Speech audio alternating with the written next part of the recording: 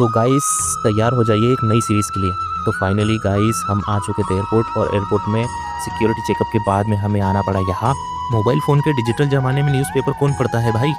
और अंदर लॉन्च में आने के बाद में हमें पता चला कि यहाँ पे जैसे हमें पहले ठगा हुआ है वैसे ठग की और भी सारी दुकानें हैं, लेकिन हमने दुकानों से रुख मोड़ कर चुपचाप गेट नंबर 3 के सामने अपनी दूनी रमा ली।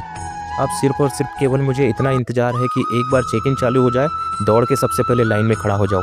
लेकिन मुझे नहीं पता था कि मुझसे भी ज़्यादा तेज़ धावक पहले से ही लाइन में खड़े हुए हैं, और हमें हमारे विमान तक ले जाने के लिए हमारी लाल परी यहाँ पे खड़ी हुई थी।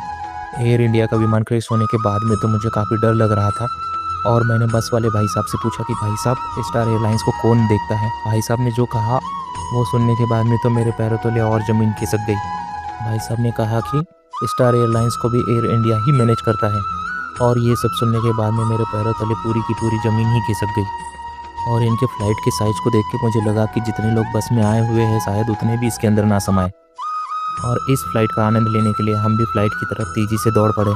और यहाँ पे एक खूबसूरत सी मैडम ने टीसी बन के हमारी टिकट को चेक किया। उसके बाद में हमें आगे प्रस्थान के लिए अनुमति दी।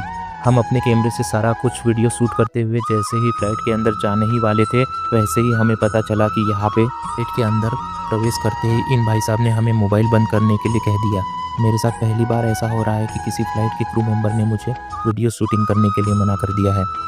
और फ्लाइट के अंदर जैसे ही हमने अपनी सीट देखी और बैठे हैं, उसके बाद में हमें ऐसा लगने लगा जैसे कि हम किसी छोटी बस में बैठे हुए हैं।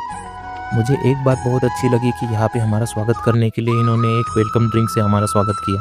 तो जैसे ही हमारा सफ़र ख़त्म हुआ 1 घंटे में, उसके बाद में हमारा प्लेन पार्किंग में लगने के बाद में हमें लेने के लिए जो बस आई थी, लिटरली मैं आपको बताऊँ हमारा जो प्लेन था उससे ज़्यादा बस बड़ी थी।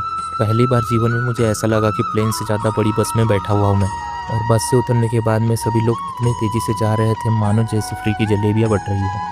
हमारी फ़्लाइट में पहले ही अनाउंसमेंट कर दिया गया था कि जितने भी लोगों के जो एक्स्ट्रा बैगेज और लगेजेस है उन्हें 8 नंबर के बेल्ट नंबर 8 के ऊपर हमारी फ़्लाइट के सारे लोगों का बैग और लगेज आ गया था।